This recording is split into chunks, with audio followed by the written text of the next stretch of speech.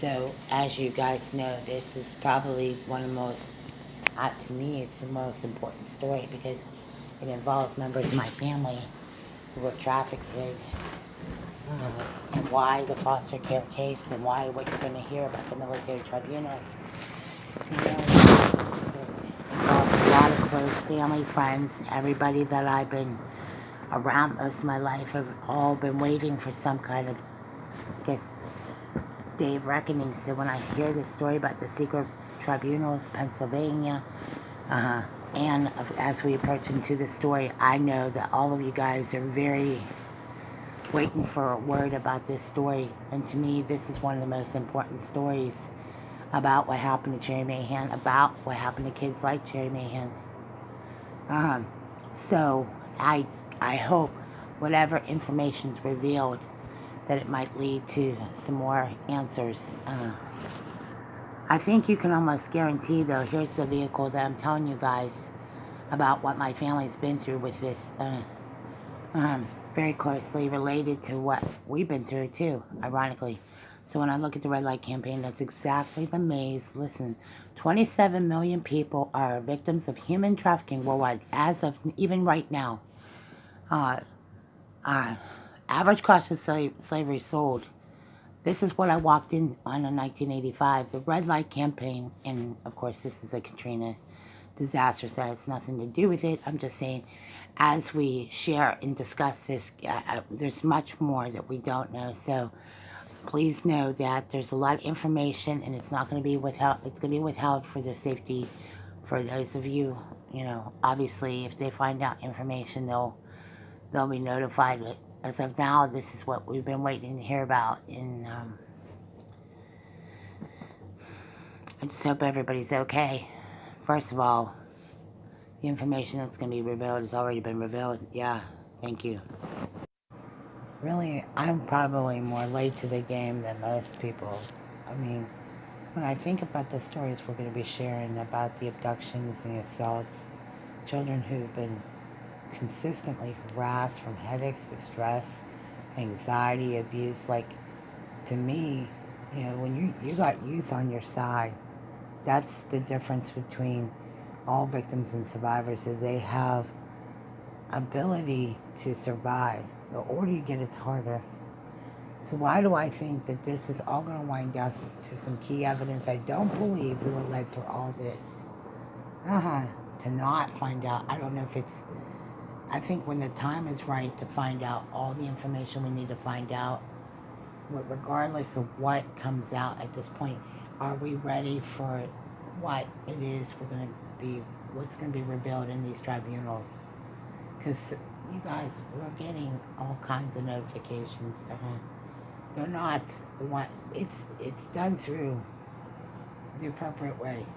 Believe me, there's indicators everywhere that we're closer to whatever it was, with no one would have known. I know my dad told me this in 1990, before all this stuff ever happened, that there was key inside people doing things to children. And one of the key stories was the Jerry Mahan case. That's what connects me to all this, is that ironically, when we were placed in foster care, it was all set up so that when we were in placement, that they were going to somehow pin it on some parents. And I really believe, because my dad had a blue van exactly like that my dad was the victim of all this. That's why I believe I'm supposed to go through this, because we were in foster care placement, and all these other children that were placed in foster care during that time. That time frame is so important. February 19th is when this all started at the daycare center in Glenmore Academy. So that makes me wonder how much more we need to know about the daycare center, the connection to the hospitals, or connections to the school system at that time, involving the missing case, when we talk about Jerry Mahan's case and other missing children throughout this region. Because at that same time, that's when I walked in on all this. And it was all just hush-hush, and, basically we're pushed out of Allegheny County Children's Services over to Butler, and the cash that is made when it comes to children. Okay. So, do I think it's all like that? No, I don't necessarily believe that at all. What I do believe, though, is they went relentless after us over the last couple days. Mm. And I believe it. Mm. You get it? Yeah. How many children, how many families are personally impacted by this? Jenny, you were assaulted? Jenny, you were assaulted that much? Oh, yeah. What they were willing to do is probably cut our legs off. I was threatened so many times. Strangled. Bondage videos. Things that probably I never thought. Oh, no. Yeah. Sodomized. Yeah. These people are in a lot of trouble. It'd be better to just go forward and say, hey, I got involved in something that I wasn't supposed to get involved in.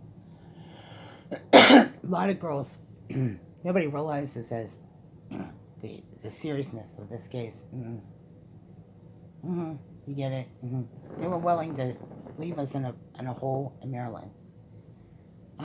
This has happened to me. I passed out several times, blacked out several times, and I've still been asking for my truck back. And this is because of foster care, and it's also involving, I mean, we're talking about very deep underground from McKees Rocks all the way down, all through this. And this is all about raping children. That's all it's ever been about. This is how they abused us this long. Meaning they want to get you all involved in something when it involves children. And let me be honest with you, since this has been exposed, now the truth is finally coming out, and now some of us can actually live our lives maybe for the first time, meaning abusing children, abusing families this way. First of all, it was always inside, and it's very deep and hidden. The fact that he just said what he said, if you listen to the whole story, you realize that what you're just saying, like, this is the problem that the cutting throats, the cutting, God knows what oil pit or coal mine we would have been ended up in. I mean it. This has been going on since 1976. I mean, all through Mount Lebanon Cemetery, all through. I mean, there are definitely areas, probably, I know very little when it comes to this topic. I know there's people that know much more, believe me. I'm just saying, I'm hitting on the things that were told to me. My dad's been passed away since, so we went up to see ghosts in 1990 on Main Street in Butler. And that's when this lady came to me and told me about her little boy being raped every weekend. And not just raped every weekend. He was passed around every weekend. And there's so many children, other incest survivors, and I mean, we could be here for a while. So that's just from what I was told, and how many other people were approached. And I'm just touching on just some basic things. So whoever else has other experiences and stories, that Jennifer girl died. She died in a Rob Quinn's in that topic. She died. And she was in foster care too. There's a lot of children that are not with us. If they're still alive, they need to contact us and let us know they're okay. Any children that were in foster care during this period, they need to contact and get together and meet us right here or over a grapevine or some way. What I would suggest, though, is talk to the Butler County Police Sheriff's Department first.